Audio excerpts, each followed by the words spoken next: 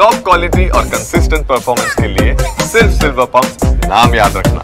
9 ಕಡೆ ಪಾಕಿಸ್ತಾನನ ಟಾರ್ಗೆಟ್ ಮಾಡಿದ್ದಾರೆ.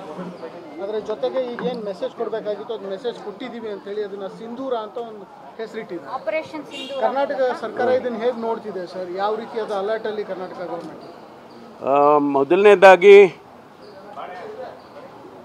ಏನು ನಮ್ಮ ಡಿಫೆನ್ಸ್ ಮಿನಿಸ್ಟ್ರಿ ಆ್ಯಕ್ಷನ್ ಮಾಡಿದ್ದಾರೆ ಅದಕ್ಕೆ ನಮ್ಮೆಲ್ಲರ ಬೆಂಬಲ ಇದೆ.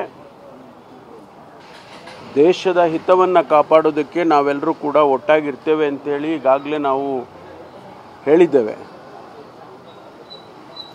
ಇಡೀ ಜನಸಮುದಾಯ ಇಡೀ ಸರ್ಕಾರ ದೇಶದ ರಕ್ಷಣೆಗೆ ಜೊತೆಯಲ್ಲಿ ಇರುತ್ತೆ ಅಂತೇಳಿ ಮತ್ತೊಂದು ಬಾರಿ ನಾನು ಪುನರುಚ್ಚಾರ ಮಾಡ್ತೇನೆ.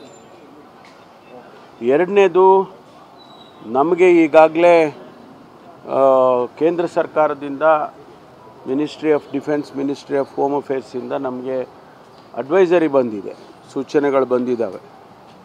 ಯಾವ ರೀತಿ ಸಿವಿಲ್ ಡಿಫೆನ್ಸ್ ಯಾವ ರೀತಿ ಮಾಡಬೇಕು, ಅದಕ್ಕೆ ಪ್ರಿಪರೇಷನ್ಸನ್ನು ಯಾವ ರೀತಿ ಮಾಡಬೇಕು ಅಂತ ಹೇಳಿ ನಮಗೆ ಕಳಿಸಿದ್ದಾರೆ. ಅದಕ್ಕೆ ಈಗಾಗಲೇ ನಾವು ಎಲ್ಲ ಕ್ರಮಗಳನ್ನು ತಗೊಳ್ತಾ ಇದ್ದೇವೆ. ಎಲ್ಲೆಲ್ಲಿ ನಮ್ಮ ಇನ್ಸ್ಟಾಲೇಷನ್ಸ್ ಇದೆ, ಪವರ್ ಇನ್ಸ್ಟಾಲೇಷನ್ಸ್ ಇರ್ಬೋದು, ಇರಿಗೇಷನ್ನು, ಡ್ರಿಂಕಿಂಗ್ ವಾಟರ್ದು ಡ್ಯಾಮ್ಗಳಿರ್ಬೋದು, ಏರ್ಪೋರ್ಟ್ಸ್ ಇರ್ಬೋದು, ಎಲ್ಲೆಲ್ಲಿ ಸೆನ್ಸಿಟಿವ್ ಪಾಯಿಂಟ್ಸ್ ಇದೆ ಅಲ್ಲೆಲ್ಲ ಈಗಾಗಲೇ ನಾವು ನಮ್ಮ ಫೋರ್ಸನ್ನು, ಅಂದರೆ ಪೊಲೀಸ್ನಲ್ಲಿ ನಮ್ಮಲ್ಲಿ ಇಂಡಸ್ಟ್ರಿಯಲ್ ಸೆಕ್ಯೂರಿಟಿ ಫೋರ್ಸ್ ಅಂತ ಒಂದಿದೆ,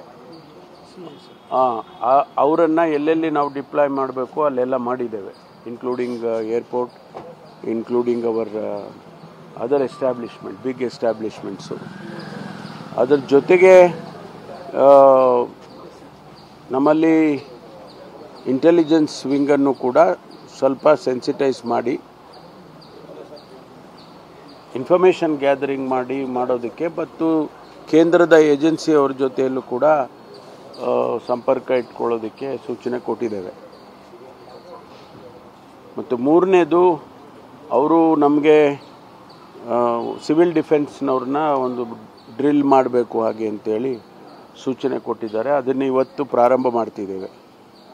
4 ಗಂಟೆಗೆ ನಮ್ಮ ಏನು ಫೈರ್ ಫೋರ್ಸ್ದು ಕಚೇರಿ ಇದೆ ಅಲ್ಲಿ ಹಲ್ಸೂರ್ ಹತ್ರ, ಅಲ್ಲಿ ಮಾಡ್ತಾ ಇದ್ದಾರೆ. ಇಡೀ ಜಿಲ್ಲೆಗಳಿಗೂ ಕೂಡ ಸೂಚನೆಗೆ ಹೋಗಿದೆ. ಇಷ್ಟೆಲ್ಲ ನಾವು ತಯಾರಿ ಮಾಡ್ಕೊಳ್ತಾ ಇದ್ದೀವಿ. ಮತ್ತು ಮಿಕ್ಕಿದ್ದೆಲ್ಲ ಅವರು ಕೇಂದ್ರ ಸರ್ಕಾರ, ಡಿಫೆನ್ಸ್ ಮಿನಿಸ್ಟ್ರಿ, ಹೋಮ್ ಮಿನಿಸ್ಟ್ರಿ ಅವರೆಲ್ಲರೂ ಕೂಡ ಅವರು ಮಾಡ್ತಿದ್ದಾರೆ.